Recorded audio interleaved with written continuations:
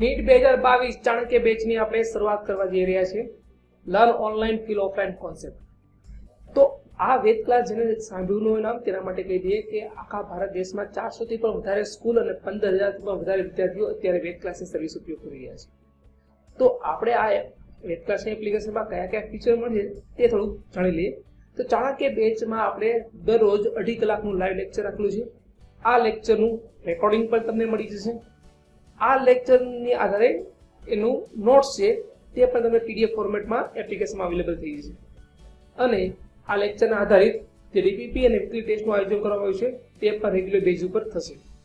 તો હવે આપણે જાણીએ મટીરિયલ વિશે. તો મટીરિયલમાં સૌથી પહેલી વસ્તુ તમને કહી દઈએ કે જે આપણે સ્લોગન છે learn online feel offline concept, એમાં ફીલ ઓફલાઈન હકીકતમાં થાય શું?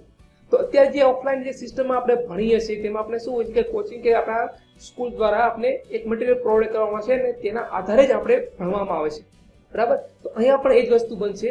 વેદ ક્લાસનું પોતાનું મટીરિયલ આપણે તમને ઘરે હોમ ડિલિવરી કરવામાં આવશે, જેમાં ટોટલી જ આખા વર્ષનો તમને એમાં સિલેબસ કમ્પ્લીટલી વ્યવસ્થિત ફોર્મેટમાં આપેલો છે. તો ચાણક્ય બેચની શરૂઆત ક્યાંથી થવાની છે તે જોઈ લઈએ.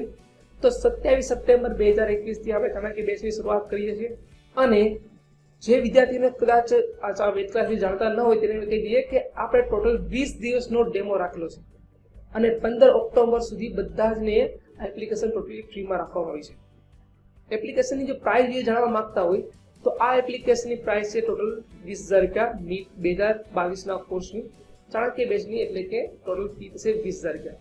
પરંતુ જો તમે 15 ઓક્ટોબર પહેલા પરચેસ કરવા માંગતા હોય અને વેદ નીટ 2022 નો કૂપન કોડ ઉપયોગ કરશો તો તમને 20% ડિસ્કાઉન્ટ મળશે, એટલે તમારી ઓફર પ્રાઇસ થશે માત્ર 16,000 રૂપિયા. તો આ 16,000 રૂપિયામાં તમને material, live lecture, lecture note, એનું રેકોર્ડિંગ, ટોટલી બધી જ વસ્તુ તમને મળી જશે. અને જ્યાં સુધી નીટ 2022 નો હોય ત્યાં સુધી તમને હેન્ડ હોલ્ડિંગ સપોર્ટ પણ પૂરો આપવામાં આવશે. તો હવે વાત કરી જોઈ રહ્યા છો તો અત્યારે જ ડાઉનલોડ કરો વેદ ક્લાસની એપ્લિકેશન. તો તેના માટે સૌથી પહેલા પ્લે સ્ટોરમાં જઈને વેદ ક્લાસ જેવું સર્ચ કરશો તો કંઈક આ પ્રકારની ચાણક્ય બેચ વાળી તમને એક એપ્લિકેશન જોવા મળશે. આ એપ્લિકેશન ડાઉનલોડ કરો અને એમાં સાઇન અપ કમ્પ્લીટ કરી નાખો, બરાબર? અને તેમ છતાં પણ જો તમને કોઈ અગવડતા લાગે તો અમારા આ બે કોન્ટેક્ટ નંબર છે તેમાં તમે કોન્ટેક્ટ પણ કરી શકો છો. તો મળીએ છીએ ચાણક્ય બેચમાં 27 સપ્ટેમ્બરથી. થેન્ક યુ મિત્રો. લાસ્ટ ટાઈમ આપણે રુથરફોર્ડના આલ્ફા કણ પ્રકીર્ણનો પ્રયોગ છે એ થોમ્સનનો પરમાણુ નમૂનો છે ની ખામી તરીકે લીધો હતો લાસ્ટ ટાઈમ છેલ્લે આપણે. અને હવે આપણે એ પરમાણુય નમૂનો છે, થોમ્સનનો પરમાણુય નમૂનો, રુથરફોર્ડનો પરમાણુય નમૂનો એ સમજવાનો છે. શું છે રુથરફોર્ડનો પરમાણુય નમૂનો? રુથરફોર્ડ અને એના બે વિદ્યાર્થીઓએ એક પ્રયોગ કર્યો. સોનાના પાતળા વરખ પર આલ્ફા કણોનો મારો ચલાવ્યો. ખૂબ જ પાતળા વરખ હતા જેની જાડાઈ 10⁻⁴ મિલીમીટર જેટલી હતી. એના પર શક્તિશાળી આલ્ફા કણોનો મારો ચલાવ્યો. તો એને કેટલીક હકીકતો જાણવા મળી. આ રીતે આલ્ફા કણો એનો ઉત્સર્જનનો સ્ત્રોત છે, રેડિયો એક્ટિવ તત્વોમાંથી આલ્ફા કણોનું વિકિરણોનું ઉત્સર્જન થાય, લેડની સ્લીટમાંથી પસાર થાય અને અહીંયા સોનાનો વરખ રાખેલો છે. હા, ગોલ્ડ ફોઇલ રાખીએ છીએ અહીંયા, એટલે એમાંથી આલ્ફા કણો પસાર થાય છે. તો એમાં કેવું અવલોકન જોવા મળ્યું? તો મોટા ભાગના આલ્ફા કણો વિચલન પામ્યા સિવાય સોનાના વરખમાંથી સીધા જ પસાર થઈ જાય છે. આ રીતે જોઈએ આપણે, અહીંયા સીધા જ પસાર થઈ જાય છે, બરાબર? આ રીતે. પછી ખૂબ જ થોડા આલ્ફા કણોનું કોણીય વિચલન થાય છે. અહીંયાથી અમુક આલ્ફા કણો છે કોણીય વિચલન પામે છે. કયા આલ્ફા કણો? આલ્ફા કણો એટલે શું? પહેલા કાલે આપણે ચર્ચા કરી હતી થોડીક. આલ્ફા કણો હકીકતમાં શું છે? હિલિયમનું ન્યુક્લિયસ. શું છે આલ્ફા કણો? રિપ્લાય આપતા રહેજો.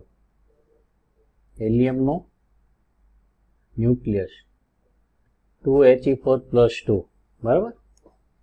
હવે એ કેવો વીજભાર ધરાવે છે આલ્ફા કણો? ધન વીજભાર ધરાવે છે. ધન પોઝિટિવલી ચાર્જ છે. તો આ વિચલન શાને કારણે થાય છે? ક્યારેક આવો પ્રશ્ન પૂછી નાખે. વિચલન માટે જવાબદાર શું? તો કંઈક ધન વીજભારિત ભાગ હોવો જોઈએ. એટલે એની નજીક આવે આલ્ફા કણ. આલ્ફા કણ ધન વીજભારિત ભાગની નજીક આવે એટલે ત્યાં અપાકર્ષણ થાય, અને અપાકર્ષણને કારણે વિચલન થાય છે. અને ત્રીજું અવલોકન એ મળ્યું કે ખૂબ જ થોડા આલ્ફા કણોનું શું થાય છે? પરાવર્તન પામે છે. લગભગ 10,000માંથી કે 20,000માંથી એકાદો આલ્ફા કણ આ રીતે પરાવર્તન પામે છે, પાછો ફરે છે. એ સીધો કેન્દ્ર સામે આવતો હોય એ પરાવર્તન પામે. આ સોનાનો એક પરમાણુ બતાવ્યો છે, બરાબર. તો અહીંયા એના પરથી તારણ શું મળ્યું? આલ્ફા કણો ક્યારે પસાર થઈ શકે આમાંથી? આલ્ફા કણો ક્યારે પસાર થઈ શકશે? કે મોટા ભાગની સ્પેસ કેવી હોય? ખાલી હોય. અહીંયા ખાલી વિસ્તાર હોય તો જ આલ્ફા કણો પસાર થઈ શકે ને. એટલે એના પરથી પહેલું અવલોકન એ તારવવામાં આવ્યું કે પરમાણુમાં મોટા ભાગની જગ્યા ખાલી હોવી જોઈએ, એમ્પ્ટી સ્પેસ હોવું જોઈએ. ધન વીજભારિત કેન્દ્ર ખૂબ જ ઓછા કદમાં સમાયેલું હોવું જોઈએ, કારણ કે આ ધન વીજભારને કારણે જ અપાકર્ષણ થાય છે. પણ અપાકર્ષણ થાય ને એને કારણે આલ્ફા કણો વિચલન દર્શાવે છે, પણ વિચલન પામતા આલ્ફા કણોની સંખ્યા ખૂબ ઓછી મળે. એટલે એનો મતલબ શું થાય? ધન વીજભારિત કેન્દ્ર ખૂબ જ ઓછા કદમાં કેન્દ્રિત થયેલું હોવું જોઈએ. અને કેન્દ્રના ધન વીજભારને સંતુલિત કરવા માટે એની આસપાસ શું હોવું જોઈએ? ઋણ વીજભારિત ઇલેક્ટ્રોન હોવા જોઈએ.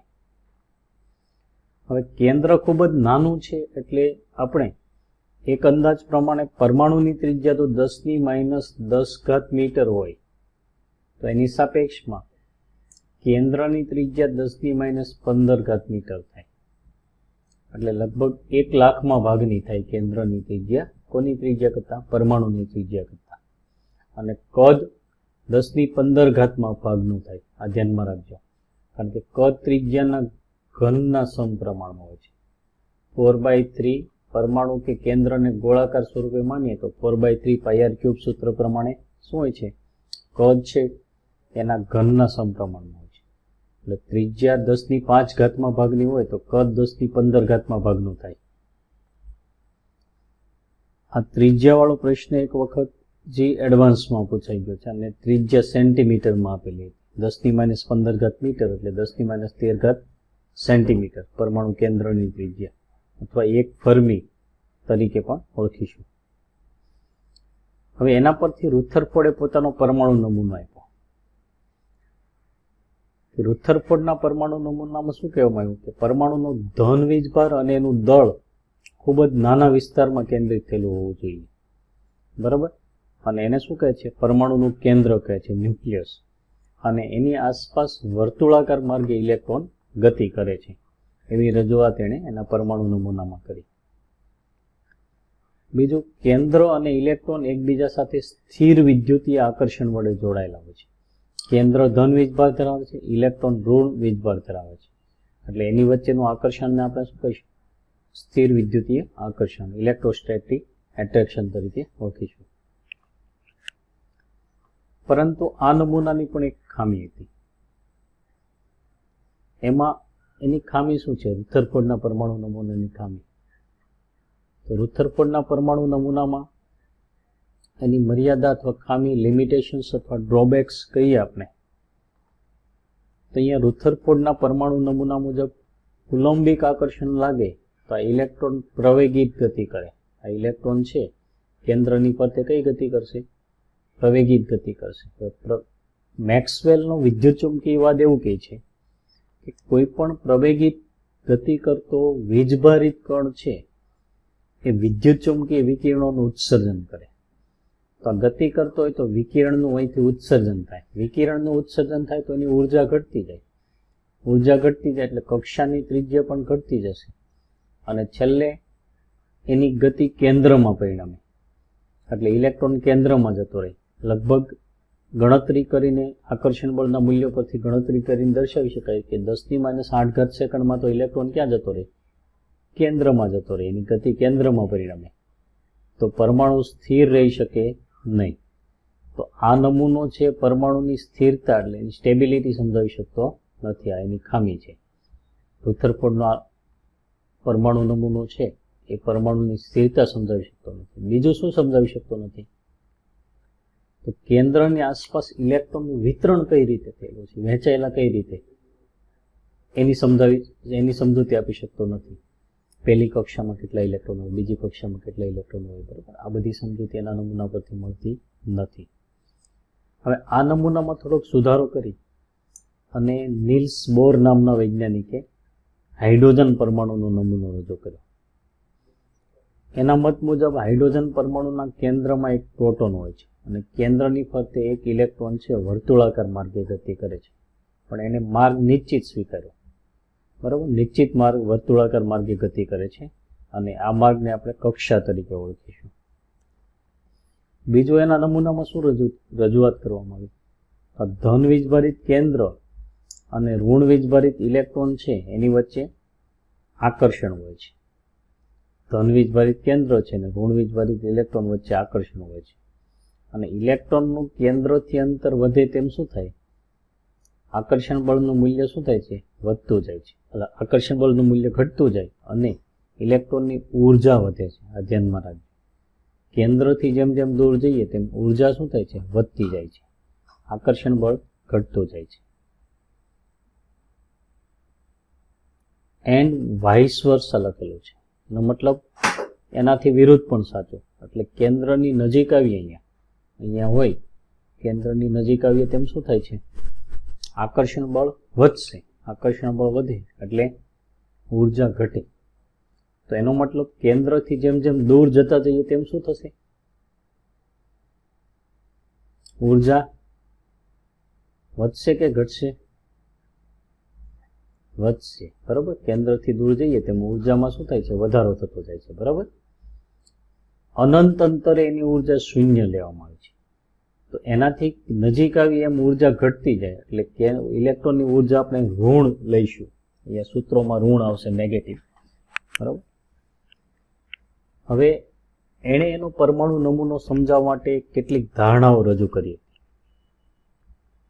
કઈ ધારણાઓ? એની પોસ્ચ્યુલેટ્સ એટલે કે ધારણાઓ છે. આ ધારણાઓને લગતા એમાં જે સૂત્રોને આવે છે એને લગતા પ્રશ્નો આવે છે, એટલે સમજજો. ઇલેક્ટ્રોન પરમાણુ કેન્દ્રની આસપાસ કોઈ ચોક્કસ સ્વીકાર્ય ઉર્જા સ્તરમાં ગતિ કરે છે. એટલે અમુક માન્ય, એને આપણે માન્ય કક્ષા તરીકે કહીશું, બરાબર. ચોક્કસ સ્વીકાર્ય ઉર્જા સ્તરમાં જ ગતિ કરે છે અને એ સતત ગતિ કરે છે, છતાં એની ઉર્જા અચળ રહે છે. અગાઉ આપણે રુથરફોર્ડનો નમૂનો સમજાય, એમાં શું વાત કરવામાં આવી હતી? ઉર્જા અચળ રહેતી નથી, પણ એમાં શું થાય છે? ફેરફાર થાય છે, બરાબર. ઉર્જા બદલાય છે. આથી આ કક્ષાને આપણે શાના તરીકે ઓળખીએ છીએ? સ્થિર કક્ષા અથવા સ્થાયી કક્ષા તરીકે ઓળખીશું, બરાબર. એટલે ઇલેક્ટ્રોન જ્યારે સ્થિર કક્ષામાં ભ્રમણ કરતો હોય ને ત્યારે ઉર્જાનું શોષણ પણ કરે નહીં અને ઉત્સર્જન પણ કરે નહીં. જ્યારે આગળનો રુથરફોર્ડના નમૂના પ્રમાણે તો ઇલેક્ટ્રોન ઉર્જાનું ઉત્સર્જન કરે એટલે એની ઉર્જા ઘટતી જાય, એટલે કક્ષાની ત્રિજ્યા ઘટતી જાય છે. ત્યારે આમાં શું સ્વીકારી લેવામાં આવ્યું?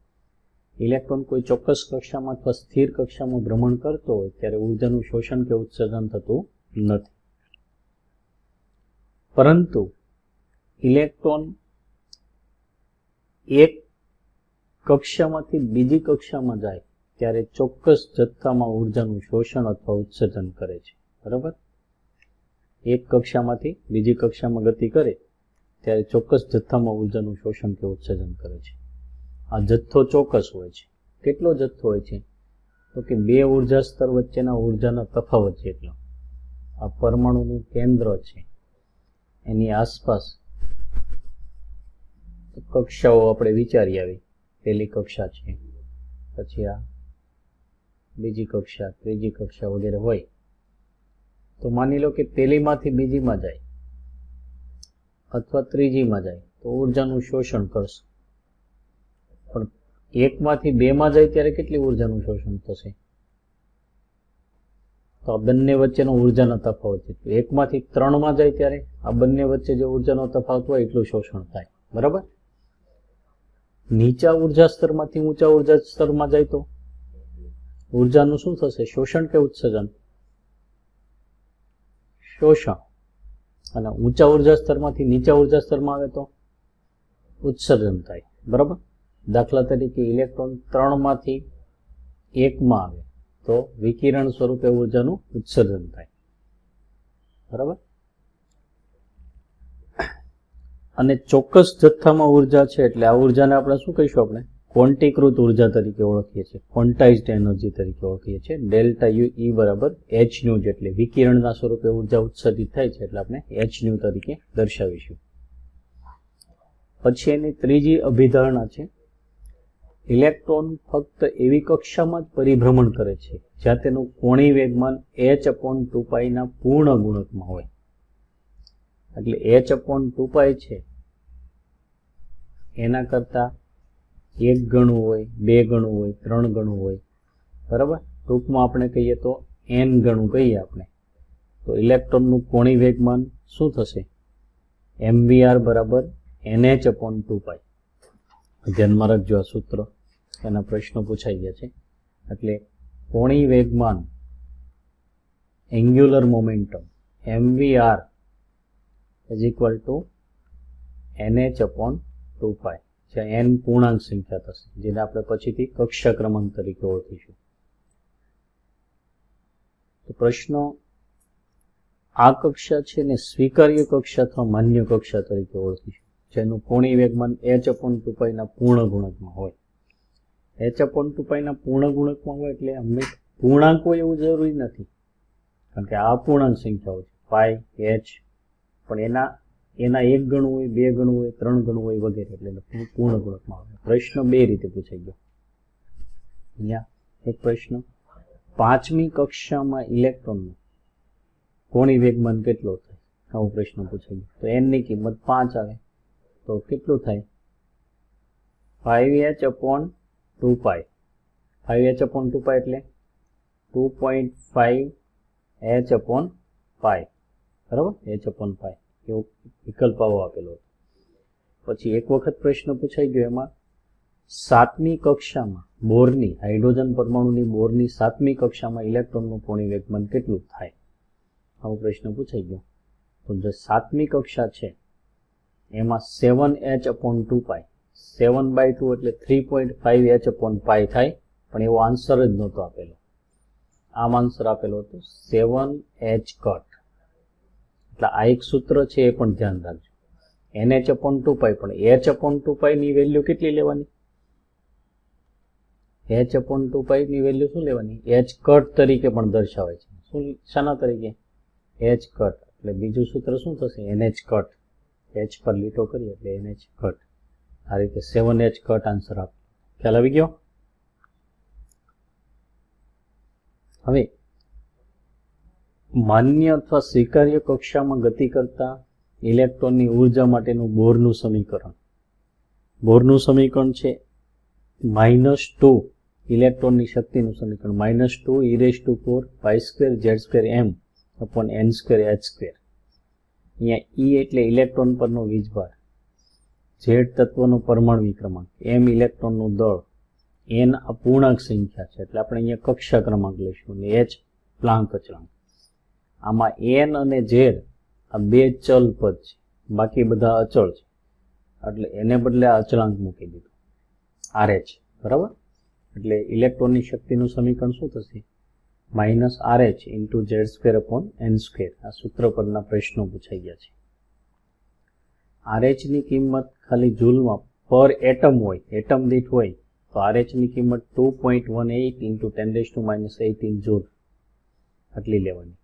પછી અલગ અલગ એકમમાં કિલો જૂલ પર મોલમાં 1312 આવે, કિલો કેલરી પર મોલમાં 313.5 આવે.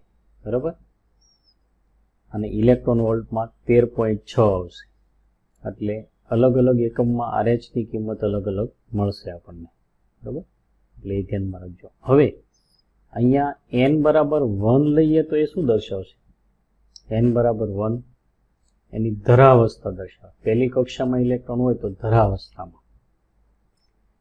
n ગ્રેટર ધેન 1 હોય એટલે કે 2 હોય, 3 હોય, 4 હોય, 5 હોય તો એની ઉત્તેજિત અવસ્થા દર્શાવે છે. બીજી વસ્તુ અહીંયા ધ્યાન રાખજો, તમને એમ શબ્દ આપે છે ઘણી વખત ઇલેક્ટ્રોનની પ્રથમ ઉત્તેજિત અવસ્થામાં. પ્રથમ ઉત્તેજિત અવસ્થા તો n ની કિંમત શું લેવાની? 2 લેવાની. પ્રથમ ઉત્તેજિત અવસ્થામાં ઇલેક્ટ્રોન ક્યાં હોય? બીજી કક્ષામાં. ક્યાં હોય?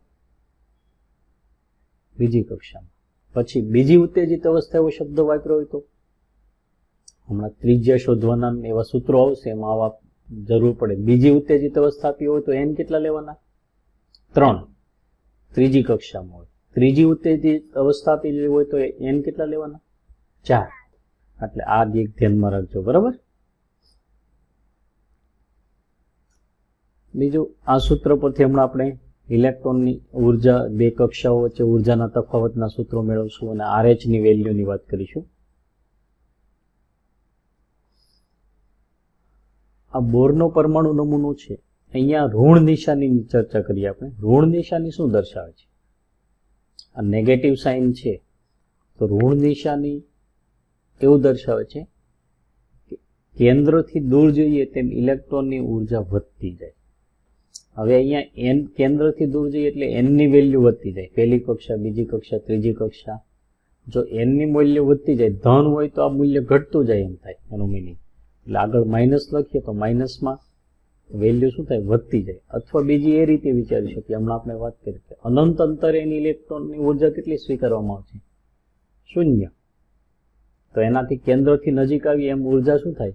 ઘટતી જાય. કારણ કે દૂર જઈએ એમ ઉર્જા વધતી જાય છે, નજીક આવે એટલે ઘટતી જાય. એટલે 0 ની સાપેક્ષમાં ઘટતી જાય એટલે આપણે ઋણ લખીએ છીએ. બીજું કોઈ અહીંયા મિનિંગ છે નહીં. હવે એની મર્યાદાઓ, લિમિટેશન્સ. પહેલી લિમિટેશન્સ છે બોરનો પરમાણુ નમૂનો બે વર્ણપટ રેખાઓ અત્યંત નજીક હોય, એટલે કે ડબલેટ રચાતું હોય એની સમજૂતી આપી શકતો નથી. કાલે આપણે વર્ણપટની વાત કરી. હાઇડ્રોજન પરમાણુનો વર્ણપટ મળે આપણને, અહીંયા વર્ણપટ રેખાઓ મળે છે આ રીતે. પણ ઘણી વખત શું થાય છે, બે વર્ણપટ રેખાઓ છે અહીંયા એ અત્યંત નજીક હોય છે, એને ડિસ્ટિંગ્વિશ કરવી, અલગ કરવી બહુ મુશ્કેલ પડી જાય છે, બરાબર. એ શાને કારણે હોય છે? તો બંને એક જ કક્ષકના બે ઇલેક્ટ્રોન હોય તો એના સ્પિન વિરુદ્ધ હોય, એટલે થોડોક ડિફરન્સ આવે છે, બરાબર. અને એને કારણે થતું જોવા મળે છે. પણ તેના સમયમાં સ્પિન ક્વોન્ટમ આગની સમજૂતી હતી નહીં, એટલે એને ડબલેટ રચાયું કહેવાય, એ સમજાવી શકતો નથી. પછી બોરના પરમાણુ નમૂનાની મદદથી એક કરતાં વધુ ઇલેક્ટ્રોન ધરાવતા પરમાણુના વર્ણપટ સમજાવી શકાતા નથી. આપણે બોરનું શક્તિનું સમીકરણ લખેલું છે એ એક ઇલેક્ટ્રોન ધરાવતી સિસ્ટમ માટે જ છે. એક કરતાં વધુ ઇલેક્ટ્રોન હોય તો એના વર્ણપટ સમજાવી શકાતા નથી. એટલે તમારે અહીંયા મોસ્ટલી પ્રશ્નો આવશે 4 માટે જ વધારે આવશે. હાઇડ્રોજન પરમાણુ He+માં એક ઇલેક્ટ્રોન હોય, પછી Li+2 અને B+3, આ 4 માટે વધારે પ્રશ્નો આવશે તમારે, બરાબર. કારણ કે આ બધા એક ઇલેક્ટ્રોન ધરાવતી સિસ્ટમ છે. એટલે બોરનો નમૂનો કોને લાગુ પડે છે ભાઈ? એક ઇલેક્ટ્રોન ધરાવતી સિસ્ટમને લાગુ પડે છે. પછી બોરનો નમૂનો જીમેન અસર અને સ્ટાર્ક અસર સમજાવી શકતો નથી. જીમેન અસર કોને કહેવાય? ચુંબકીય ક્ષેત્રની હાજરીમાં વર્ણપટ રેખાઓનું વિભાજન એને શું કહેવામાં છે? જીમેન અસર તરીકે ઓળખવામાં આવે છે.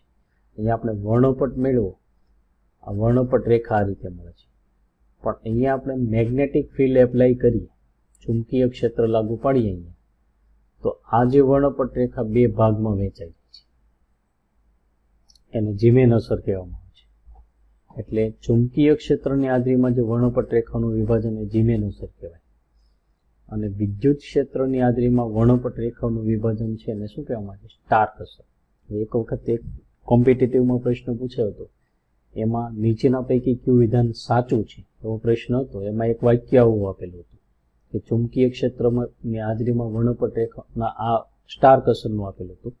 વિદ્યુત ક્ષેત્રની હાજરીમાં વર્ણપટ રેખાનું વિભાજન સ્ટાર્ક અસર કહેવાય છે. આ વિધાન સાચું થશે, બરાબર. એટલે આવા પ્રશ્નો વચ્ચે મૂકી દે વિકલ્પ તરીકે.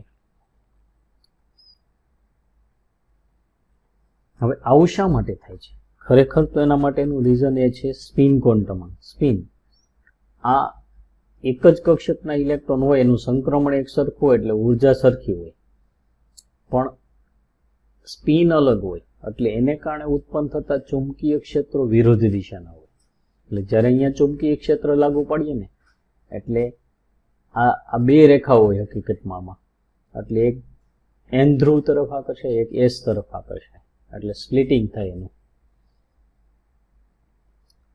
પછી બોરનો પરમાણુ નમૂનો દ્રવ્યનો દ્વિસ્વભાવ, આપણે દ બ્રોગલીનો સિદ્ધાંત ભણીશું એમાં દ્રવ્યનો દ્વિસ્વભાવ આવશે, વિકિરણનો દ્વિસ્વભાવ સમજ્યા પછી દ્રવ્યનો દ્વિસ્વભાવ આવશે, અને અનિશ્ચિતતાનો સિદ્ધાંત, હાઇઝનબર્ગનો અનિશ્ચિતતાનો સિદ્ધાંત છે ને સમજાવી શકતો નથી.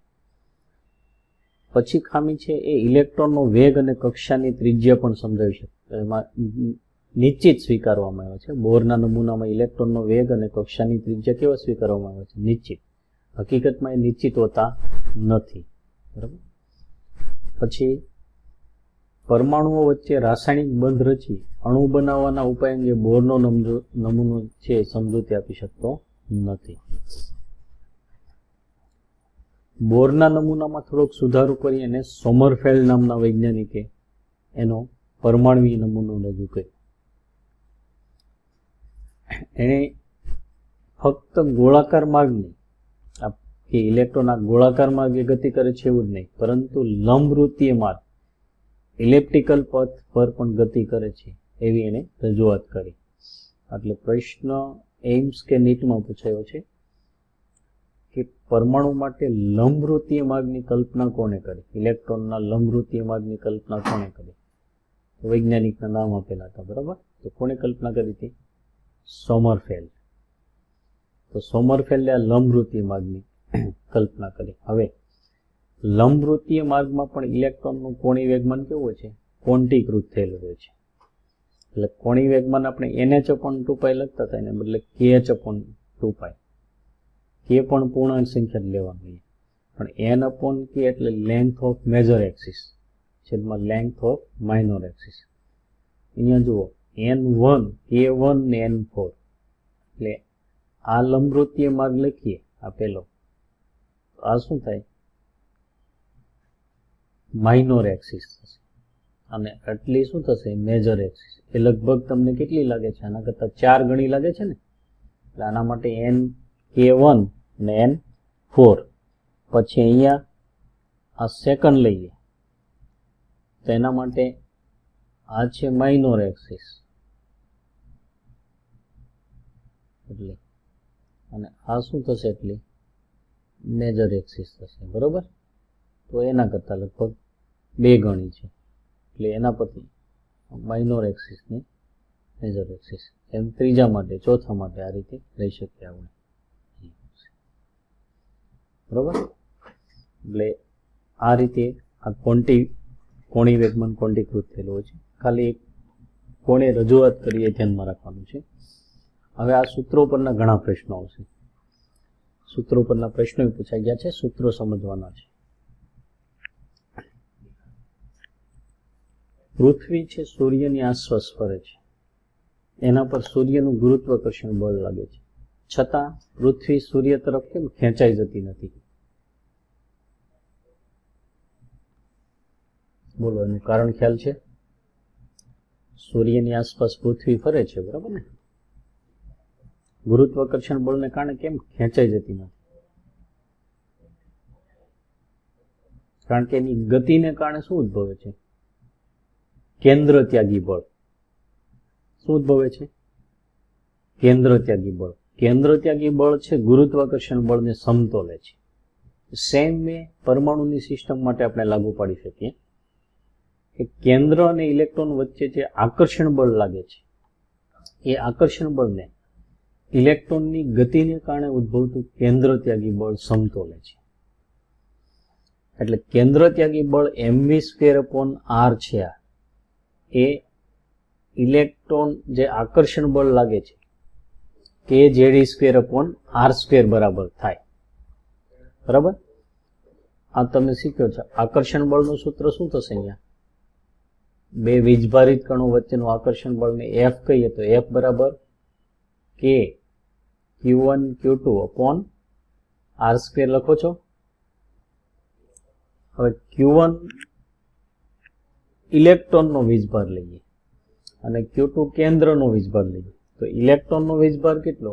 સ્મોલ e કહીએ કેન્દ્રમાં પ્રોટોનને કારણે વીજભાર છે. પ્રોટોનની સંખ્યા Z અને એક પરનો વીજભાર E એટલે ZE. હવે બેનો ગુણાકાર લખો તો ZE² થઈ જાય ને, એટલે k ZE²/r² એ આકર્ષણ બળનું સૂત્ર છે, અને આ કેન્દ્ર ત્યાગી બળ સમતોલે છે, જ્યાં k એટલે 1/4πε0. ε0 ને માધ્યમની પારગમ્યતા તરીકે ઓળખવામાં આવે છે. તો એના પરથી આ સૂત્ર છે, એના પરથી આપણે ગતિ ઉર્જાનું આ એક r કેન્સલ થઈ જશે, એટલે પછી બંને બાજુ 1/2 વડે ગુણી નાખો તો 1/2mv² બરાબર શું થશે? 1/2 k ZE²/r, બરાબર, k ZE²/r આમ થશે. તો ઇલેક્ટ્રોનની ગતિ ઉર્જાનું આ એક સૂત્ર ધ્યાનમાં રાખજો. પછી ઇલેક્ટ્રોનની સ્થિતિજ ઉર્જા છે, પોટેન્શિયલ એનર્જી, એનું મૂલ્ય આના કરતા ડબલ હોય. મૂલ્ય ડબલ પણ સાઇન કેવી થશે? વિરુદ્ધ. -k ZE²/r, એટલે આ પોઝિટિવ વેલ્યુ છે, તો આ નેગેટિવ વેલ્યુ છે, બરાબર. તો ઇલેક્ટ્રોનની કુલ ઉર્જા એટલે આ બેનો સરવાળો, પોટેન્શિયલ એનર્જી અને કાઇનેટિક એનર્જી, એટલે બંને સૂત્રોનો સરવાળો કરો તો 1/2 - 1 એટલે -1/2, એટલે -1/2 k ZE²/r થશે, બરાબર. એટલે એના બરાબર માઇનસ કાઇનેટિક એનર્જી.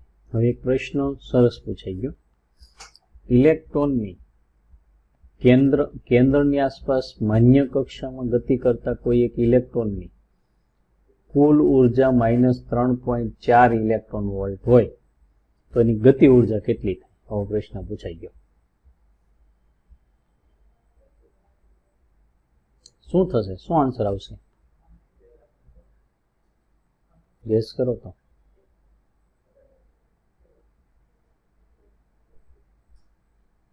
ગતિ ઉર્જાનું સૂત્ર શું?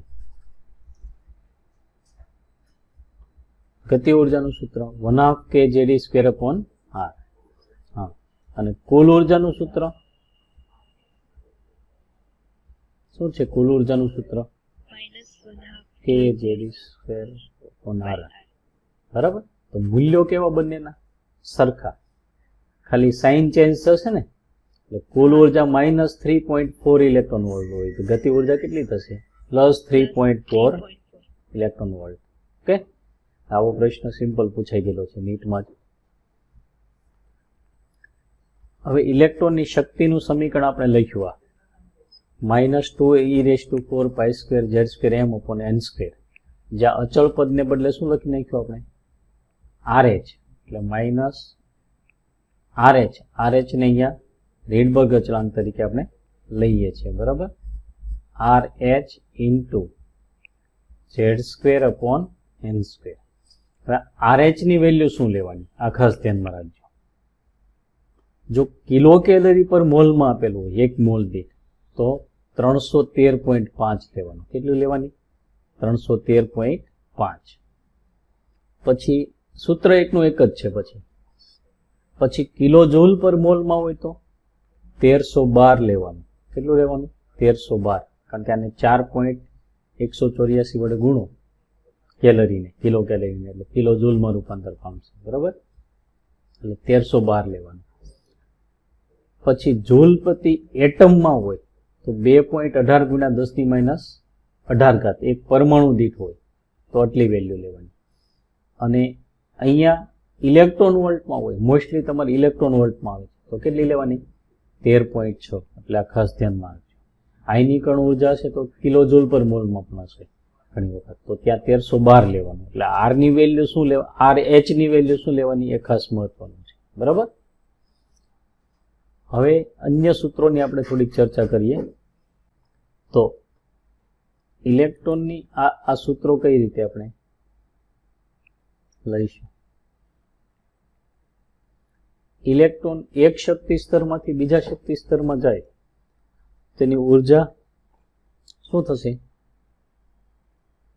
એક શક્તિ સ્તરમાંથી બીજા શક્તિ સ્તરમાં જાય તો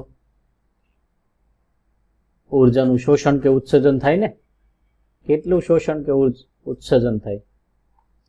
તફાવત જેટલું. બંને શક્તિ સ્તરોના ઉર્જાના તફાવત.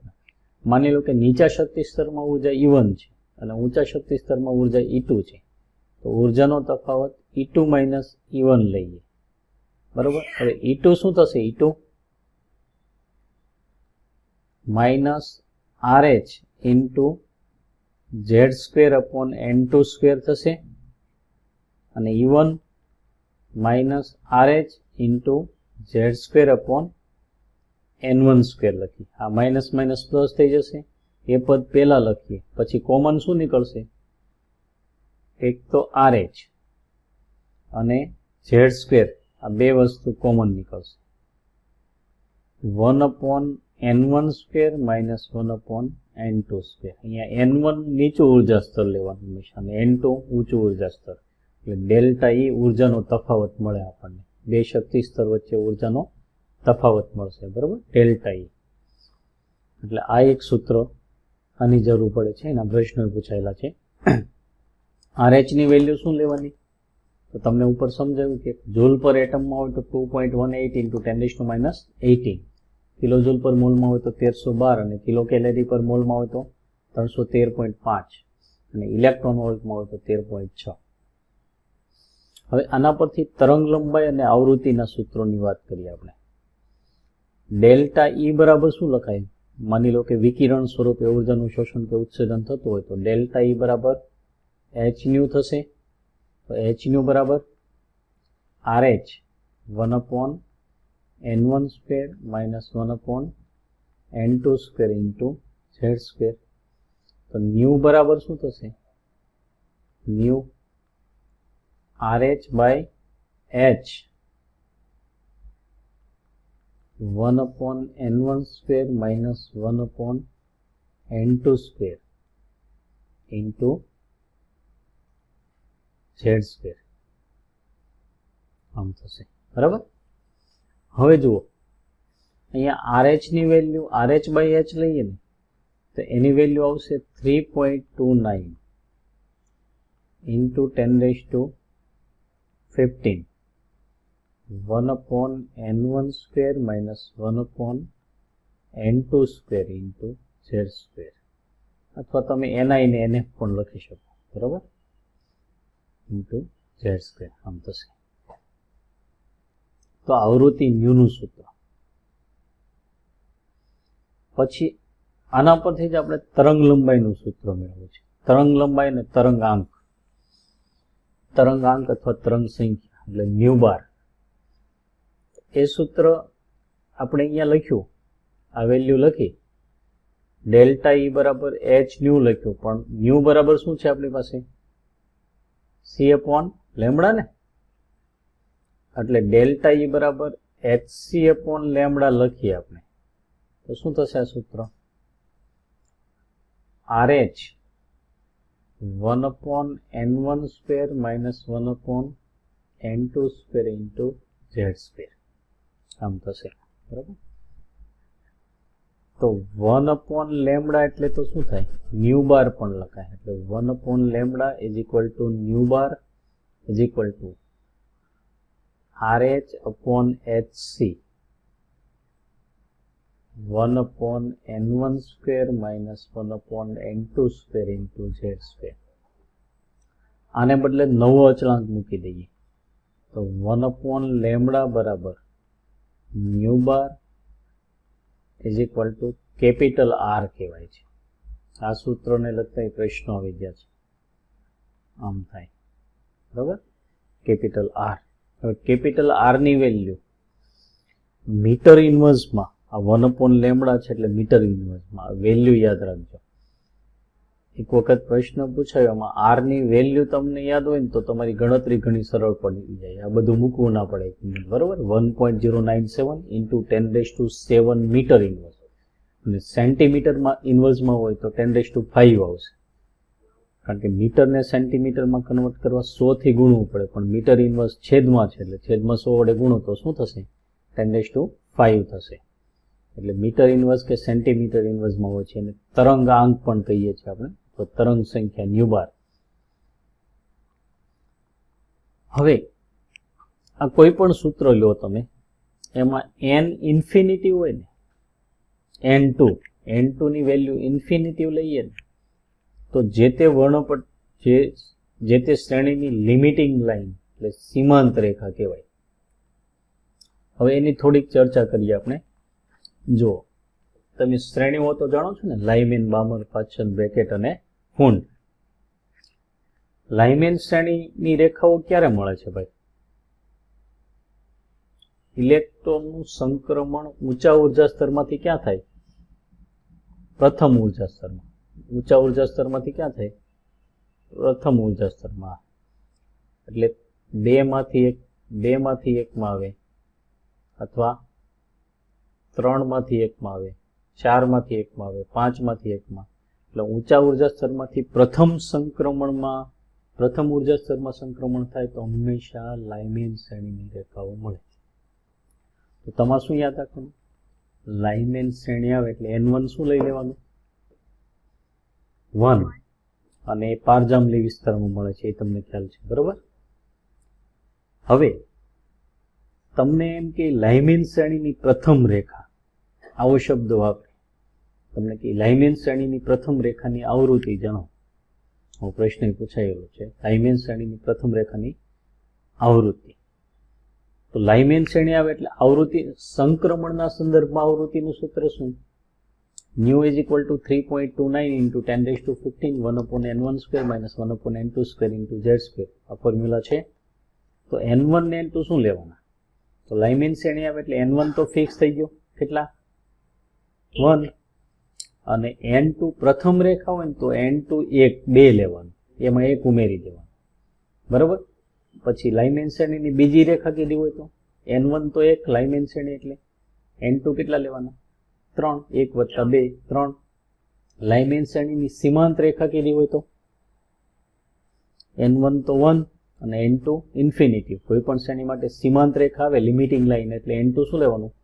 ઇન્ફિનિટી, બરાબર? પછી બામર શ્રેણીની રેખાઓ ક્યારે મળે? ઇલેક્ટ્રોનનું સંક્રમણ ઊંચા ઉર્જા સ્તરમાંથી ક્યાં થાય? બીજા ઉર્જા સ્તરમાં થાય તો બામર શ્રેણી. એટલે 3 માંથી 2 માં આવે ને તો એને શું કહીશું આપણે? બામર શ્રેણીની પ્રથમ રેખા. શું? બામર શ્રેણીની પ્રથમ રેખા. 4 માંથી 2 માં આવે તો બામર શ્રેણીની બીજી રેખા. 5 માંથી 2 માં આવે તો બામર શ્રેણીની ત્રીજી રેખા. ખ્યાલ આવી ગયો? અને ઇન્ફિનિટી માંથી 2 માં આવે તો બામર શ્રેણીની સીમાંત રેખા કહેવાય. તમને તરંગ લંબાઈ પણ પૂછી શકે, ઉર્જા પણ પૂછી શકે. એમ કે બામર શ્રેણીની બીજી રેખાની તરંગ લંબાઈ કેટલી થાય? તો બામર શ્રેણીની બીજી રેખા હોય તો n1 કેટલા? બામર શ્રેણી છે એટલે 2. અને બીજી રેખા એટલે 2 માં 2 ઉમેરી દેવાના એટલે 4 થાય. તરંગ લંબાઈનું સૂત્ર આપણી પાસે આ છે, 1/λ = capital R 1/n1² - 1/n2² into z². કોઈ પરમાણુ તમને કે આયન ચોક્કસ આપેલો હોય, He+ માટે પૂછાય તો Z2 લેવાના, n1 2, n2 4. પછી R ની વેલ્યુ આ લઈ લેવાની 1.097 into 10⁻7 મીટર ઇન્વર્સ, બરાબર? અને એપ્રોક્સિમેટલી 1.1 લઈ શકાય. એટલે તમારો આન્સર આવી જાય. પછી 5 શ્રેણીની રેખાઓ ક્યારે મળશે ભાઈ? હા, ઇલેક્ટ્રોનનું સંક્રમણ ઊંચા ઉર્જા સ્તરમાંથી ક્યાં થાય? ત્રીજા ઉર્જા સ્તરમાં થાય એટલે 5 શ્રેણીની રેખાઓ મળે. એટલે 4 માંથી 3 માં થાય તો 5 શ્રેણીની પ્રથમ રેખા. 5 માંથી 3 માં થાય તો 5 શ્રેણીની બીજી રેખા, બરાબર? અને ઇન્ફિનિટી માંથી 3 માં થાય તો 5 શ્રેણીની ત્રીજી રેખા થશે, બરાબર ને? એમ બ્રેકેટ શ્રેણી માટે n1 કેટલા આવશે? 4 અને n2 5, 6, 7 વગેરે. અને પૂર્ણ શ્રેણી માટે n1 5 અને n2 6, 7, 8 વગેરે, બરાબર? લાઇમેન, બામર, પાછળ બ્રેકેટ ને પૂર્ણ બધા માટે n1 ના મૂલ્યો ખ્યાલ આવે, n2 ના મૂલ્યો ખ્યાલ આવે, અને બીજી રેખા ત્રીજી રેખા પૂછ્યું હોય તો તમે પહેલા n1 ને n2 લખતા આવડવા જોઈએ. ખ્યાલ આવી ગયો ને? પછી તમને ઉર્જા પૂછી હોય તો ઉર્જાનું સૂત્ર, આવૃત્તિ પૂછી હોય તો આવૃત્તિનું, અને તરંગ લંબાઈ કે તરંગાંક પૂછ્યું હોય તો આ સૂત્ર. પછી તમને એમ પૂછે કે બામર શ્રેણીની બીજી રેખા કઈ થશે? હવે વિકલ્પ આપ્યા હોય ને, બામર શ્રેણીની બીજી રેખા અથવા બામર શ્રેણીની ત્રીજી રેખા કઈ? ચાલો તો n1 કેટલા લેશો? 2 અને n2 ત્રીજી રેખા હોય તો 5 આવશે, બરોબર ને? હા, બરોબર ને? હવે તમને વિકલ્પ આપ્યા છે ને, ત્રીજી રેખા કઈ હશે એમ પૂછે. He પ્લસ માટે વામર શ્રેણીની ત્રીજી રેખા કઈ થશે? તો n1 ને n2 તમને ખ્યાલ આવી ગયો. He પ્લસ છે એટલે z પણ કેટલા આવશે? 2. પણ સૂત્ર કયું વાપરવું? ઉર્જાનું વાપરવું, આવૃત્તિનું, કે તરંગ લંબાઈ કે તરંગાંકનું વાપરવું? તો તમને એકમ આપેલું હોય ને વિકલ્પમાં, એ ચેક કરવાનું. ઉર્જાના એકમ આપ્યા હોય એટલે ઇલેક્ટ્રોન વોલ્ટમાં આપેલું હોય, કિલો જૂલ પર મોલ, કિલો કેલરી પર મોલ કે જૂલ પ્રતિ એટમમાં આપેલું હોય ને તો ઉર્જાનું સૂત્ર વાપરવું, બરાબર? પછી એકમ તમને સેકન્ડ ઇન્વર્સ અથવા હર્ટ્ઝ આપેલો હોય. શું આપેલું હોય? સેકન્ડ ઇન્વર્સ અથવા હર્ટ્ઝ. તો આવૃત્તિ શોધવાની. એકમ સેન્ટીમીટર ઇન્વર્સ કે મીટર ઇન્વર્સ આપેલું હોય તો તરંગાંક શોધવાનું. અને એકમ સેન્ટીમીટર, મીટર, નેનોમીટર, એંગસ્ટ્રોમ વગેરે આપેલા હોય તો તરંગ લંબાઈ શોધવાની. પછી વ્યસ્ત લઈ લેવાનું, ન્યુ બાર મળે પછી એનું વ્યસ્ત લઈ લેવાનું, બરાબર? એટલે આ ખાસ ધ્યાનમાં રાખજો. આટલું સમજાઈ ગયું દરેકને? હા, તો આગળ વધીએ, બરાબર? હવે કેટલાક સૂત્રો છે, અન્ય સૂત્રો. એમાં વર્ણપટ રેખાઓની સંખ્યા, નંબર ઓફ સ્પેક્ટ્રલ લાઇન્સ, nમી કક્ષામાંથી ધરાવસ્થામાં આવે તો n(n-1/2). પણ તમે આ એક કોમન સૂત્ર યાદ રાખજો. વર્ણપટ રેખાઓની સંખ્યા n2-n1, n2-n1 + 1/2. એટલે n2મી કક્ષામાંથી ઇલેક્ટ્રોન n1મી કક્ષામાં આવે. તમને એમ કે ઇલેક્ટ્રોન હાઇડ્રોજન પરમાણુની બોરની 7મી કક્ષામાંથી બીજી કક્ષામાં આવે તો વર્ણપટ રેખાઓની સંખ્યા શું થાય? વર્ણપટ રેખાઓની સંખ્યા તો શું થશે? ક્યાંથી આવે છે? 7મી માંથી બીજીમાં. એટલે n2, આ સૂત્ર છે n2-n1, n2-n1 + 1/2. n2 7 મૂકી દેવાના, n1 2. 7 - 2 + 1/2. આમ થશે 7 - 2 5, 5 ને 6 30/2. કેટલી આવે? 15 વર્ણપટ રેખાઓ મળે. કેટલી મળે? 15. હવે 7મી કક્ષામાંથી બીજી કક્ષામાં આવે છે તો 15 વર્ણપટ રેખાઓ શા માટે મળે છે એની થોડીક આપણે ટૂંકમાં ચર્ચા કરીએ. વર્ણપટ રેખા એટલે શું ભાઈ? કાલે આપણે એક વાત કરી હતી. વર્ણપટ રેખા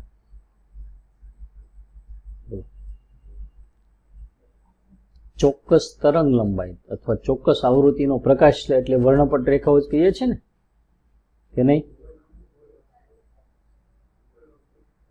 ચોક્કસ તરંગ લંબાઈ અથવા ચોક્કસ આવૃત્તિનો પ્રકાશ એટલે શું કહીએ છીએ આપણે? વર્ણપટ રેખા કહીએ છીએ. એ ચોક્કસ તરંગ લંબાઈ કે આવૃત્તિનો પ્રકાશ શેને કારણે મળે છે? અહીંયા ઇલેક્ટ્રોનના સંક્રમણને લીધે. હવે આપણે આ પહેલી કક્ષા છે, બરાબર?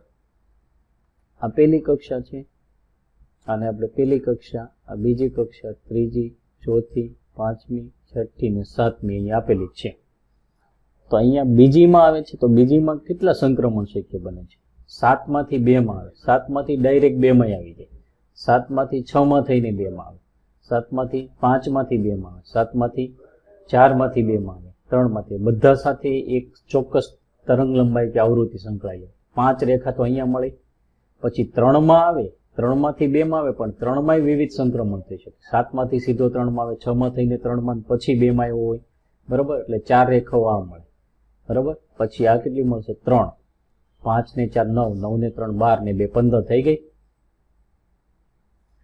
એટલે એનો મતલબ શું થાય? 15 વર્ણપટ રેખાઓ મળે છે. એનો મતલબ શું થાય? 15 જુદા જુદા સંક્રમણ પોસિબલ હોય તો જ 15 રેખાઓ મળે ને, બરોબર? એટલે જેટલા સંક્રમણ પોસિબલ હોય ને એટલી રેખાઓ મળે. એટલે આ સૂત્ર પરથી કેટલા આવ્યા? 15 આવી ગયો.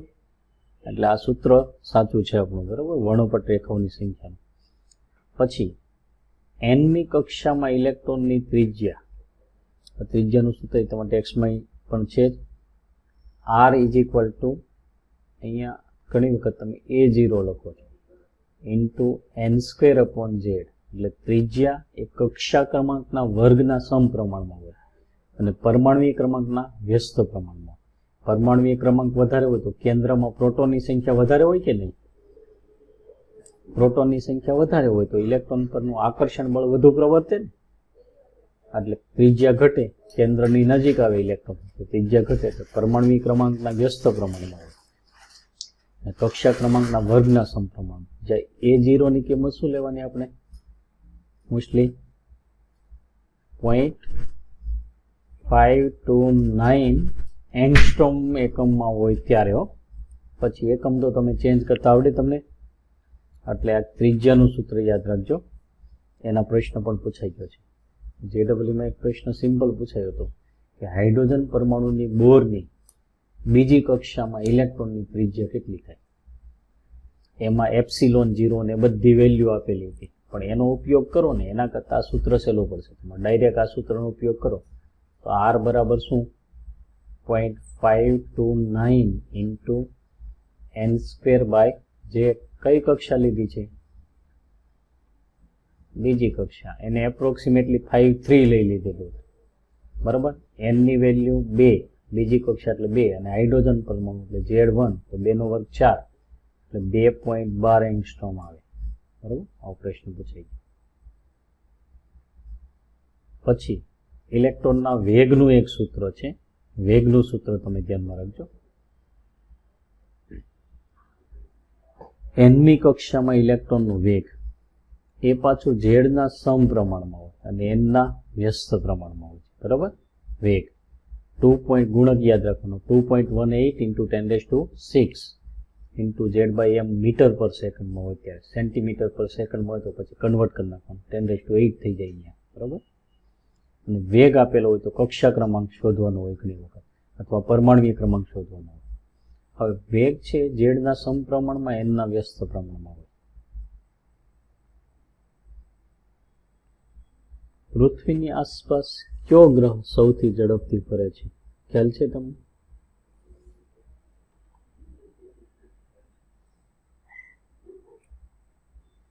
સૌથી નજીકનો, સૌથી દૂરનો?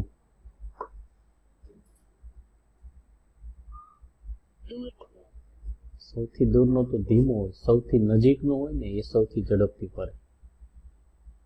સૌથી નજીકનો ગ્રહ સૂર્યની સૌથી નજીકનો ગ્રહ કયો? બુધ ને? હા, એ સૌથી ઝડપથી ફરવું જ પડે, કારણ એના પર સૂર્યનું ગુરુત્વાકર્ષણ બળ સૌથી વધુ લાગુ પડતું હોય કે નહીં? તો કેન્દ્ર ત્યાગી બળ એને સમતોલવા માટે વધારે જોઈએ કે નહીં? બરાબર ને? એટલે એનો વેગ વધારે જોવો જોઈએ. તો અહીંયા વેગ છે, અહીંયા પણ એની ચર્ચા કરીએ તો કેન્દ્રથી જેમ n વધારે હોય એમ વેગ ઘટી જાય. n ઓછું હોય એટલે ઇલેક્ટ્રોન કેન્દ્રની નજીક હોય એમ આકર્ષણ બળ વધુ લાગતું પડતું હોય, તો એને સમતોલવા માટે વેગ વધારે જોઈએ. એટલે n ની વેલ્યુ વધારે એમ વેગ ઓછો, n ની વેલ્યુ ઓછી એમ વેગ વધારે થાય ને, એટલે n છેદમાં n ના વ્યસ્ત પ્રમાણમાં હોય. અને ઝેડના સમપ્રમાણમાં ઝેડ વધારે હોય તો ભાઈ ઇલેક્ટ્રોન પર કેન્દ્રનું આકર્ષણ બળ વધુ પ્રવર્તે કે નહીં? પ્રોટોનની સંખ્યા વધારે એટલે ધન વીજભાર વધારે, તો એને સમતોલવા માટે વધારે કેન્દ્ર ત્યાગી બળ જોઈએ. કેન્દ્ર ત્યાગી બળ તો mv²/r, તો v વધારે હોવો જોઈએ આવા કેસમાં, બરાબર. પછી નંબર ઓફ રિવોલ્યુશન્સ પર સેકન્ડ, એટલે એક સેકન્ડમાં ઇલેક્ટ્રોનના પરિભ્રમણોની સંખ્યા. કેન્દ્રની આસપાસ ઇલેક્ટ્રોન ખૂબ ઝડપથી ગતિ કરે છે, તો એક સેકન્ડમાં કેટલા પરિભ્રમણો થાય એની સંખ્યાનું સૂત્ર એટલે વેગ ભાગ્યા પરિઘ થાય, 2πrn. n એટલે rn એટલે nમી કક્ષામાં ઇલેક્ટ્રોનની ત્રિજ્યા, અને vn એટલે વેગ. અને આ બે સૂત્રોનો ઉપયોગ કરીને સાદું રૂપ આપો ને આમાં મીટરમાં ફેરવીને, બરાબર, તો આ સૂત્ર આવી જશે. કેટલું? 6.666 ઇન્ટુ 10⁻15. એટલે એક સેકન્ડમાં થતા પરિભ્રમણોની સંખ્યા, ખૂબ વધારે પરિભ્રમણો હોય એક સેકન્ડમાં, કારણ કે ઇલેક્ટ્રોન ખૂબ ઝડપથી ગતિ કરતો હોય. તો સાદું રૂપ આપવામાં ઘણી વખત આવી જરૂર પડે. 0.666 એટલે શું થાય ખરેખર? 0.666 એટલે 2/3 કહેવાય. શું કહેવાય? 2/3. તો આ 6.6666 આવે ને, તો એને આમ લખી શકો તમે 6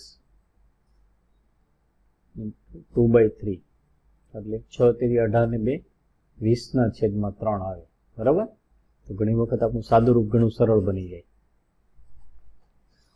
પછી time period of revolutions in nth orbital.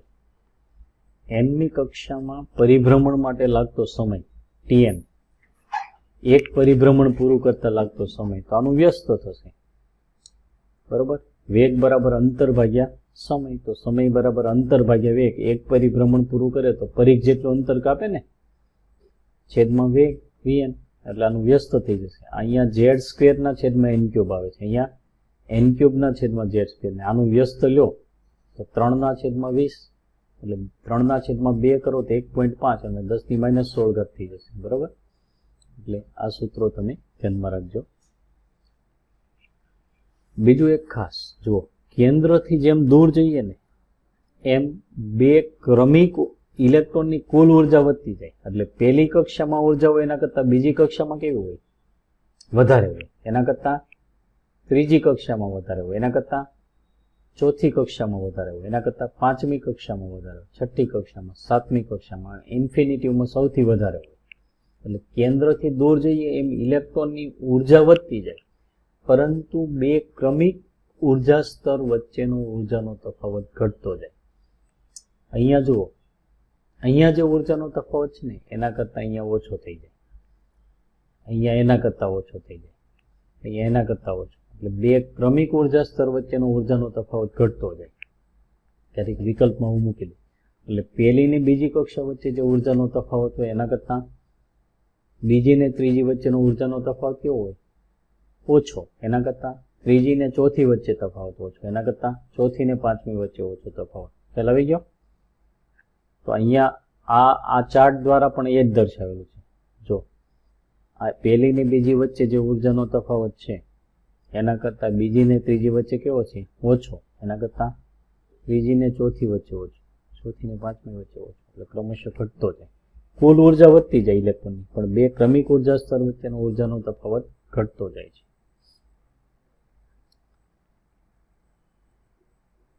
આ જ વસ્તુ આ જે દર્શાવ્યું છે એ જ આ વસ્તુ છે. આ બંને સેમ જ કહેવાય. બરાબર. ઊંચા ઉર્જા સ્તરમાંથી પ્રથમમાં આવે તો લાઇમેન શ્રેણી રેખાઓ મળે, બીજામાં આવે તો બામર શ્રેણી, ત્રીજામાં આવે તો પાછળ શ્રેણી. પછી આ પ્રશ્ન એક પૂછાઈ ગયો છે નીટમાં જ 2019 કે 20માં પૂછાઈ ગયો. લાઇમેન શ્રેણી કયા વિસ્તારમાં મળે? વર્ણપટ વિસ્તાર અથવા પારજાંબલી વિસ્તારમાં કઈ શ્રેણી મળે છે? એવો પ્રશ્ન હતો. પારજાંબલી વિસ્તારમાં કઈ શ્રેણી મળે? લાઇમેન. બામર શેમાં મળે? દ્રશ્યમાન. અને બાકીની ત્રણેય ઇન્ફ્રારેડ. બરોબર. એ હમ્ફ્રી શ્રેણી પાછળથી શોધાય, તેમાં ટેક્સમાં નથી. હવે આપણે જે આ થિયરી ભણ્યા ને, આ થિયરી સમજાઈ ગઈ બધી તમને? હા, એક વખત પાછું રીડ કરવાનું. બરોબર. હા, અને સમજી લેવાનું. હવે એના એમસીક્યુ સોલ્વ કરીએ આપણે. પહેલો એમસીક્યુ છે, સ્થિર ઇલેક્ટ્રોનનું દળ કયા સૂત્ર વડે આપવામાં આવે છે? સ્થિર ઇલેક્ટ્રોનનું દળ. ભાઈ ગતિ કરતા વી વેગથી ગતિ કરતા ઇલેક્ટ્રોનના દળનું સૂત્ર લખ્યું. શું? m = m રેસ્ટ અથવા m0 કહો તમે, √1 - v/c² અથવા v²/c² થાય ને? આપણે શું કરવા શોધવાનું છે? સ્થિર ઇલેક્ટ્રોનનું દળ. સ્થિર ઇલેક્ટ્રોનનું દળ એટલે m રેસ્ટ. m રેસ્ટ = શું થશે? m × √1 - v/c² થશે. શું આન્સર આવશે? બી. ઓકે. સેકન્ડ, એક ઇલેક્ટ્રોનનું દળ m છે અને વીજભાર કયો છે? E. તેને v જેટલા પોટેન્શિયલ દ્વારા સ્થિર અવસ્થામાંથી પ્રવેગિક અવસ્થામાં લાવવામાં આવે તો કેટલો વેગ પ્રાપ્ત કરશે? હવે અહીંયા ઇલેક્ટ્રોનની ગતિ ઉર્જા કોના બરાબર થાય?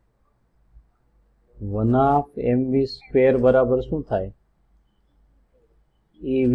અહીંયા v લખેલો છે, આ v કેપિટલ છે અને પેલું આ વેગ v સ્મોલ લખેલો છે. બરાબર. તો વેગ શોધવાનો છે. તો v² = શું થશે? 2ev/m તો v ઇઝ ઇક્વલ ટુ શું થશે? √2ev by m. કયો આન્સર આપેલો છે? C. Okay, next third question. Simple પ્રશ્નો છે. નીચેનામાંથી શામાં ન્યુટ્રોનની સંખ્યા મહત્તમ છે? ન્યુટ્રોનની સંખ્યા ગણતા તો આવડે છે તમને? 232 ઓછા 90 એટલે આમાં કેટલા થશે? 142, 231 ઓછા 90, 140, 235 ઓછા 92, 143, 237 ઓછા 93 એટલે 144. તો ન્યુટ્રોનની સંખ્યા મહત્તમ શેમાં આવશે? બે વિકલ્પ માટે, નેપચ્યુનિયમમાં. બરોબર. પછી ફોર્થ, 8O16 માં ન્યુટ્રોનની સંખ્યા બમણી અને ઇલેક્ટ્રોનની સંખ્યા અડધી કરતા તેના દળમાં શું થાય? 25% ઘટાડો થાય, 25% વધારો થાય, 50% વધારો કે 50% ઘટાડો? 8O16 છે એમાં શરૂઆતમાં અને ફેરફાર પછી બે બાબત આપણે વિચારીએ તો પ્રોટોન, ન્યુટ્રોન અને ઇલેક્ટ્રોન. પ્રોટોન કેટલા છે?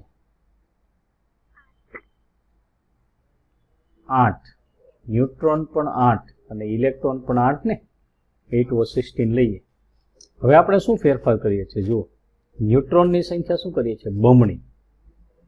અને ઇલેક્ટ્રોનની અડધી. પ્રોટોનની સંખ્યામાં કોઈ ફેરફાર નથી કરતા, એટલે પ્રોટોનની સંખ્યા 8 છે એ 8 જ.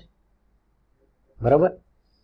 ન્યુટ્રોનની સંખ્યા બમણી 16 કરીએ છીએ અને ઇલેક્ટ્રોનની સંખ્યા અડધી એટલે 8 ના કેટલા કરી નાખીએ છીએ? 4. બરાબર. તો દળમાં શું ફેરફાર? દળ માટે જવાબદાર કોણ હોય? પ્રોટોન ને ન્યુટ્રોન જ ને. ઇલેક્ટ્રોનનું દળ તો અવગણીએ જ છીએ, એટલે 4 હોય કે 8 હોય કોઈ ફેર પડશે નહીં. તો દળ માટે જવાબદાર આ બે જ કણો છે ને.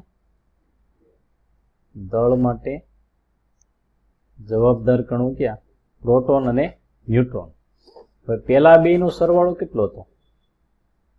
16. હવે કેટલો થઈ ગયો?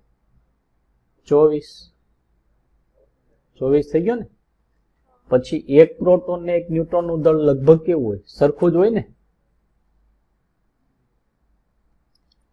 પ્રોટોન ને ન્યુટ્રોન નું દળ લગભગ કેવું છે? સરખું જ છે. તો હવે આપણે એમ કહી શકીએ કે અહીંયા 16 કેટલો વધારો થયો?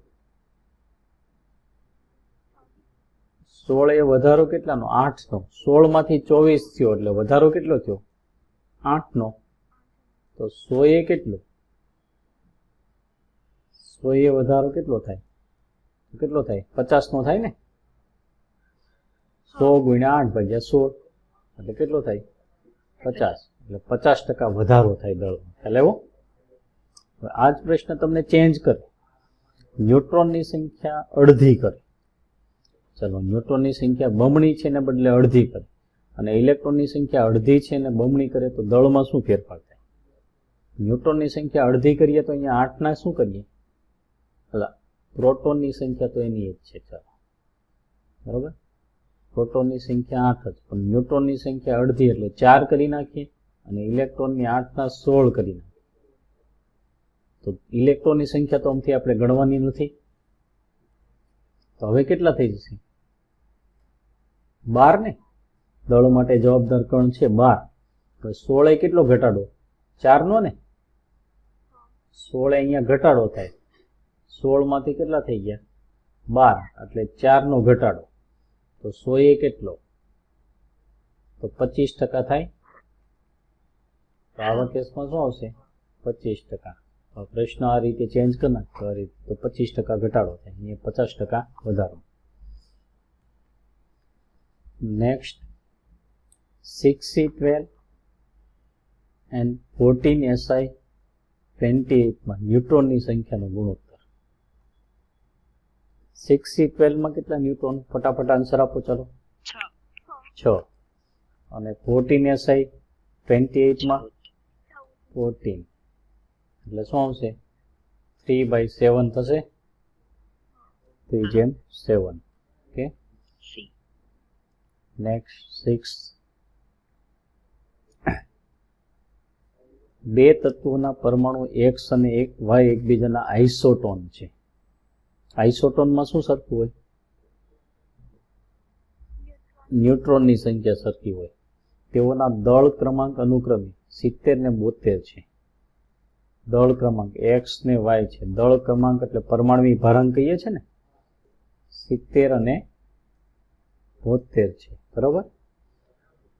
X નો પરમાણુ ક્રમાંક 34 હોય તો Y નો પરમાણુ ક્રમાંક શું થાય? પરમાણુ ક્રમાંક અહીંયા લખીએ છીએ આપણે, Y નો પરમાણુ ક્રમાંક આપણે Z ધારીએ તો બંને શું છે? સમન્યુટ્રોનીય છે ને, આઇસોટોન્સ છે. તો ન્યુટ્રોનની સંખ્યા સરખી એટલે શું લખીશું આપણે? 70 - 34 બરાબર 72 - Z. બરાબર ને? અહીંયા Z ધાર્યો આપણે પરમાણુ ક્રમાંક, તો Z શું થશે? 70 - 34 એટલે 36 બરાબર 72 - Z. તો Z કેટલું થશે? 72 - 36 બરાબર એટલે 36. ઓકે,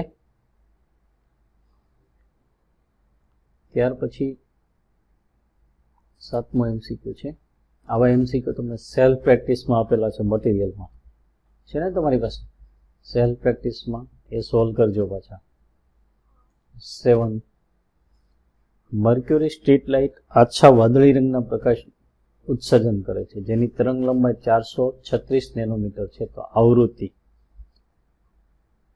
આવૃત્તિ અને તરંગ લંબાઈ વચ્ચેનો સંબંધ. તરંગ લંબાઈ કેટલી આપી છે? 436 નેનોમીટર ને, એટલે કેટલી થશે? 436 into 10⁻⁹ મીટર. આપણે શું શોધવાનું છે? New is equal to C/λ. C ની વેલ્યુ 3 into 10⁸ મીટર પર સેકન્ડ અને આની વેલ્યુ 436 into 10⁻⁹. હવે મેઇન વસ્તુ છે તમારું સિમ્પ્લિફિકેશન ફટાફટ થઈ જવું જોઈએ. આ કયા એકમમાં છે? મીટરમાં. એટલે આપણો આન્સર સેકન્ડ ઇન્વર્સ અથવા હર્ટ્ઝ બંને એક જ કહેવાય ને. હવે જુઓ 3 ભાગ્યા આપણે શું કરવાનું છે? 436. તો 300 ભાગ્યા 436 એ ભાગ નહીં ચાલે ને, તો આપણે શું કરવું પડે? 3000. આ 3 ને 3000 લખો. અહીંયા 10 ની કેટલી ઘાત થશે? 8 ને 9 17. 9 ઉપર જાય ને 17, પણ 3 0 અહીંયા લઈ લીધા આપણે, એટલે 10 ની 14 ઘાત આવશે. 3 ગુણ્યા 10 ની 17 ઘાત એટલે 3000 ગુણ્યા 10 ની 14 ઘાત ને, છેદમાં 436. ખ્યાલ આવી ગયો એટલો? હા. હવે એક આપણને ફાઇનલ થઈ ગયું કે 10 ની 14 ઘાતના ક્રમનો આન્સર આવશે. 4 × 7 = 28 થાય. એટલે 7 ની આસપાસ અને 10 ની 14 ઘાત. તમને આમાં આન્સર બહુ અલગ અલગ આપેલા, એવો એક જ વિકલ્પ પોસિબલ છે ને, એટલે પછી આપણે સાદું રૂપ આપવું જ ના પડે, ડાયરેક્ટ આન્સર આવી ગયો. કયો આપણો? 6.88 into 10⁻14. ઓકે, હર્ટ્ઝ અથવા સેકન્ડ ઇન્વર્સ. 8મો પ્રશ્ન આપણે સોલ્વ કરીએ. હાઇડ્રોજન પરમાણુની લાઇમેન શ્રેણીમાં પ્રથમ ઉત્સર્જન 121.5 નેનોમીટર પર થતું હોય તો પ્રથમ અને બીજી કક્ષા વચ્ચે ઉર્જા તફાવત કેટલો થાય? ભાઈ લાઇમેન શ્રેણી છે એમાં પ્રથમ ઉત્સર્જન માટે શું આવશે? એટલે એની પ્રથમ રેખા કહેવાય N1 1. લાઇમેન સિરીઝ છે એટલે N1 કેટલા? 1 અને N2 2. આપણને આપેલું શું છે? લેમ્બડા છે કેટલું? 121.5 નેનોમીટર, બરાબર ને? એટલે 121.5 ગુણ્યા 10⁻9 મીટર થશે. સંક્રમણના સંદર્ભમાં શું તરંગ લંબાઈનું સૂત્ર? હમણાં જ આપણે ભણ્યા. સંક્રમણના સંદર્ભમાં તરંગ લંબાઈનું સૂત્ર 1/λ is equal to capital R 1/n1 square minus 1 into z square. આમ લખીશું આપણે તો. હા, સોરી, ઉર્જાનો તફાવત લેવાનો છે ને. હા, તો તફાવતનું ડાયરેક્ટ સૂત્ર લખીશું આપણે. આન્સર કયા એકમમાં આપેલો છે? ઉર્જા તફાવત આમ પણ લખાય ને, ડેલ્ટા ઈ. આ સૂત્ર થશે. કયા એકમમાં આપેલો છે? કિલોજૂલ પર મોલ ને, એટલે NaHc/λ. સીધું આ સૂત્ર જ લાગુ પડશે ને. ડેલ્ટા ઈ પરથી જ પેલું 1/λ નું સૂત્ર મેળવ્યું હતું, પણ અહીંયા મોલ દીઠ છે એટલે NaHc/λ. આ સૂત્ર પરથી આવી જશે સીધું. પહેલામાં લેમડા શોધીને લેમડા આપેલું છે તેના પરથી આ મેળવીશું. બોલો, એને કેટલું? એવો ગેટો નંબર 6 into 10⁻23. 6.023 આવે છે ને, 22 લઈએ છીએ, એને એપ્રોક્સિમેટ કેટલું લખી નાખવાનું? 6 into 10⁻23. પછી h ની વેલ્યુ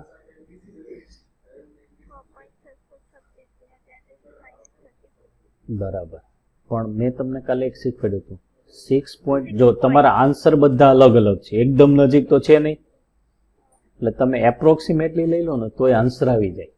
એટલે 6.6 into 10⁻34 છે, અને 66 into 10⁻35 લખી શકાય. c ની વેલ્યુ 3 into 10⁸ અપોન લેમડાની વેલ્યુ 1 to 1.5 છે ઇન્ટુ 10⁻9. આમાંય 0.5 ને અવગણી શકો ને. ઉપર આપણે થોડું થોડું અવગણ્યું અહીંયા, તો અહીંયા પણ અવગણી શકાય. હવે 121 આવે એટલે તમને આઈડિયા આવે છે. 121 શું થશે? 11 નો વર્ગ, તો 11 11 121 ને, અને 11 છંગ 66 થઈ ગયો. હવે અહીંયા 6 તેરી 18, 18 છંગ 108, એટલે 108 ભાગ્યા 11 થઈ જશે. 108 ભાગ્યા 11 ગુણ્યા 10 ની, આપણે જૂલમાં લીધું RH ની વેલ્યુ, એટલે પહેલા જૂલમાં આવશે પછી કિલો જૂલમાં કન્વર્ટ કરીશું. બોલો, 10 પાવર કેટલો થશે? 9 ને 8 17, 9 ઉપર જાય, 17 ને 23 40, 40 - 35, 10⁵ આવશે પાવર. આ જૂલ પ્રતિ મોલમાં થશે, કારણ કે RH ની વેલ્યુ જૂલ પર જૂલ ઇન્ટુ સેકન્ડમાં લીધી. તો આપણે 11 9 99, બરાબર ને? કેટલા વધશે? 9 90, 11 8 88, 2 એપ્રોક્સિમેટલી 11 × 22 ગુણ્યા 10⁵ ગુણ્યા 10⁻³ કિલો જૂલ પર મોલ. બોલો શું થશે? 10⁵ એટલે 982 આવી જશે કિલો જૂલ પર મોલ. કિલો જૂલમાં કન્વર્ટ કરવા 10⁻³ થી મલ્ટીપ્લાય કર્યું. નજીકનો આન્સર કયો છે? સી. તો સી આન્સર આવશે. બરાબર, આ રીતે તમારે કેલ્ક્યુલેશન કરવાનું.